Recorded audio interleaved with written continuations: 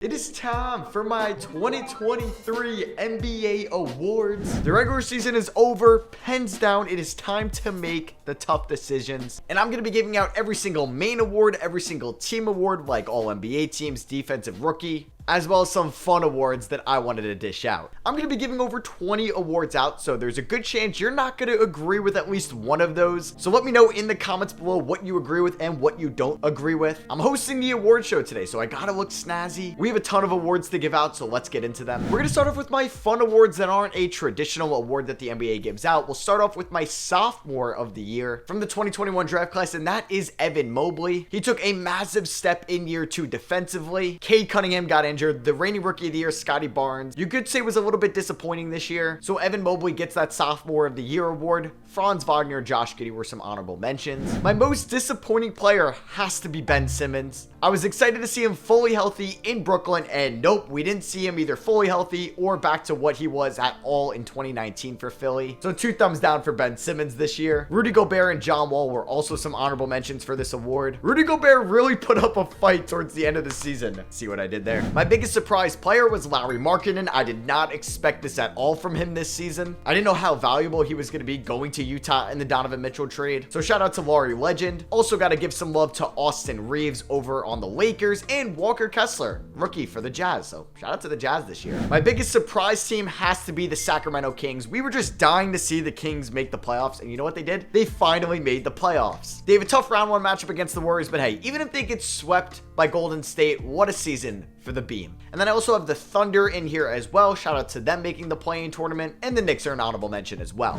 And my most disappointing team that gets, if I could, 3 thumbs down, it's the Dallas Mavericks, a team that was in the conference finals last year and does not even make the play-in tournament in 2023. The Toronto Raptors are also an honorable mention. All right, let's get into my main awards. So we'll start off with Rookie of the Year. This one did get close towards the end of the season, but I'm still giving it to Paolo Banchero. He did have a rough patch in the middle of the season, but season-wide, he was the best rookie in my opinion. I'm giving him Rookie of the Year. He was also one of the best scoring rookies we've ever seen in NBA history. I have to give Jalen Williams over in OKC, who gave Paolo a run for his money towards the end of the year. The betting odds really didn't think so, but you know, Williams was fantastic for OKC, and Walker Kessler as well, who was phenomenal for Utah as a shot blocker, rim protector, rebounder, inside scorer. Some positive things going on in Utah. My 6th man of the year, call me biased, call me a homer, I'm going with Emmanuel Quickly over Malcolm Brogdon. You could be like, Matt, well, Quickly had most of his highest scoring games when he came in as a starter. That's what the 6th man of the year is. Somebody that's going to come off the bench for most of your season, but when you call up on him, he's going to help your team out the most. The 1st man off the bench, the 6th man, that's the award. Emmanuel Quickly is your 6th man of the year in my opinion. I already erased that, but I have Malcolm Brogdon as my first honorable mention. If you gave him the award, I wouldn't argue with you, but I would be a little bit disappointed. And then I'm also going to give Norman Powell some love as well as another honorable mention. Man, my defensive player of the year pick. This award was tough to choose because you have 5 different guys that could have a conversation for this award. Like my 4 honorable mentions. 4. Giannis is one of them. Giannis should be in these conversations a lot more. Nobody has him in their top 3. I feel like he's got to be in there. He was so dominant on the defensive end for the Milwaukee Bucks this season. I know you're tired of hearing his name and him being in here. No, it's not Rudy Gobert. It's Draymond Green. He's not the flashiest defender in the world, but what he does for Golden State as that leader, veteran, smart defensive presence, it goes such a long way. Evan Mobley is another honorable mention. I mentioned his defensive jump in the beginning of the video when I gave him Sophomore of the Year. And honestly, if you gave him this award, I wouldn't complain. And my last honorable mention is Brook Lopez. He's unfortunately not going to get this award from me, but what a season from Brook, and what a defensive duo Giannis and Brook are. So yes, my defensive player of the year is Triple J, Jaren Jackson Jr. over in Memphis. Someone that's versatile on the perimeter, in the paint, can be a rim protector, can switch, and maybe get some help from his scorekeeper to get those blocks and steals numbers up. I'm just kidding. Triple J, though, is my defensive player of the year. My most improved player comes into somebody that won the biggest surprise player. That is Lauri Markkanen. I did not expect this jump in Utah this season, and he has turned himself into a top 50 player in this league. You could make an argument for top 40 as well. Somebody that is criminally underpaid as well. He's going to get a massive extension from the Jazz when eligible. I would like to see his defense get a little bit better next year in Utah, but I kind of love Lauri Markkanen playing the small forward position now. And then I had Shai Gilgeous-Alexander, who took a massive jump to being one of the best players in the NBA this season, but we expected this out of Shai ever since his rookie year on the Clippers. We knew that this was possible from him. Kind of how Ja Morant won Most Improved Player last year. If we're going with the same criteria, maybe this should go to Shai Gilgeous-Alexander, but I think that Jordan Poole should have won it last year. That's why I think Lowry should have won it this year, or I should say should win it this year. And Jalen Brunson is my other honorable mention. As a Knicks fan, you guys know I was pretty negative and skeptical about the Knicks going all in on Jalen Brunson in the 2022 free agency, and he has made me look like a certified dumbass. Jalen Brunson has been more than I could ever imagine for the Knicks at the point guard position. He's been their best player in my opinion since Carmelo Anthony. He tops what Julius Randle did this year and in 2021, and I'm so excited to watch him for my Knicks in the playoffs. Coach of the year, there's just one answer. It's Mike Brown of the Sacramento Kings. His first year in Sacramento brings them to the playoffs, ends the longest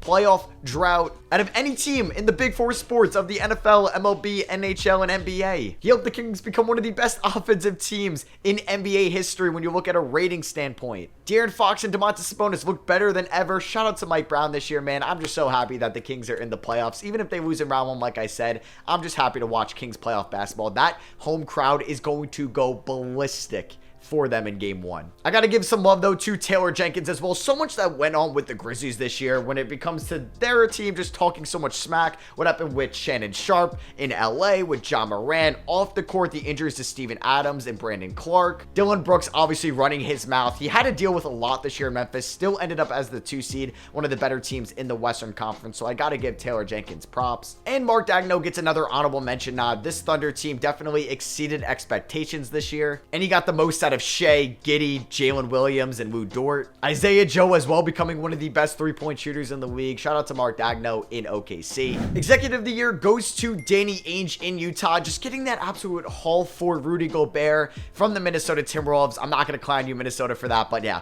Walker Kessler, they got in return in that deal. And getting Lauri Markkanen in a headline, that Donovan Mitchell trade as well has looked amazing for Danny Ainge and the Jazz. So he wins my Executive of the Year award. And then shout out to Kobe Altman in Cleveland for getting that Donovan Mitchell trade done, and Monte McNair in Sacramento picking up Kevin Huerter, Malik Monk, and Keegan Murray in the offseason in 2022. And then the new NBA award, the most clutch player. This is going to De'Aaron Fox of the Sacramento Kings. He was the best clutch time player, helped lead the Kings to that 3 seed in the Western Conference. This one is a no-brainer. And then shout out to Jimmy Butler and DeMar DeRozan, 2 amazing clutch wings, known for their mid-range jumpers, also getting some honorable mention nods here. And finally, the last individual award, we have MVP. And drum roll please, my 2023 MVP is Joel Embiid. And to be honest with you, this was the toughest MVP race that I've ever had to decide on since I just started making YouTube videos back in 2014. Giannis and Jokic were on the best teams in their conference as the best players. Giannis was one of the best offensive players and defensive players, and he came at number 2 in my MVP voting with Jokic at 3. But what Embiid did for the Sixers this year, both offensively and defensively, I think meant a little bit more to Philly than it did for Giannis in Milwaukee and Jokic in Denver. And it sucks it becomes a little bit more recency bias, because if you do look at what he did against Boston in the last week of the season, dropping 52,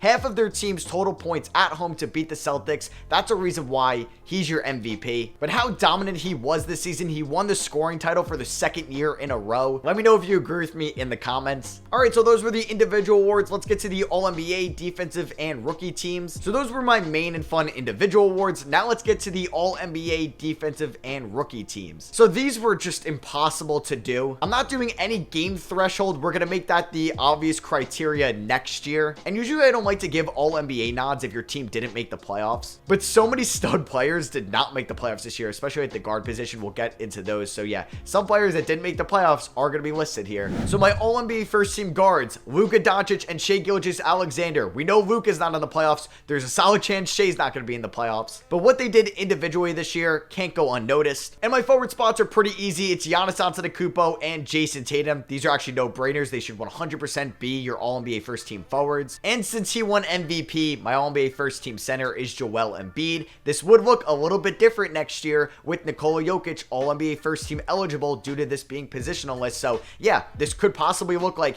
Tatum, Giannis, Embiid, Jokic, and Shea if we're looking at 2024's rules. All-NBA second team, we have Damian Lillard, another guard that didn't make the playoffs but put up an absurd stat line this season. Steph Curry, who you could make an argument over Luka or Shea for first team, and I'd be fine with. He comes in as my second All-NBA second team guard. My two forwards are players that didn't play a ton this season, and that's why next year they would not be eligible to make this list, but this year they can. So my forwards are Kevin Durant and Kawhi Leonard. I know Kevin Durant did not play a lot of games this season, but he was one of the most efficient players ever when he did. And we've seen players make All-NBA team spots before with lower games played. And obviously my All-NBA second team center is Nikola Jokic. Now this is All-NBA third team. It's tough because I'm going to leave out a lot of guys. At guards, we have Ja Morant and Donovan Mitchell. At the forward spots, I'm giving it to LeBron James and Jaylen Brown. And my All-NBA third team center is Domantas Sabonis. So a couple honorable mentions: Julius Randle, Anthony Davis, Jimmy Butler, and De'Aaron Fox. Let's get into the all defensive teams. My all defensive first team, we got Drew Holiday and OG Anunoby at the guard spots. I might be cheating with OG at a guard. I don't care though. At forwards, we have Jaren Jackson Jr.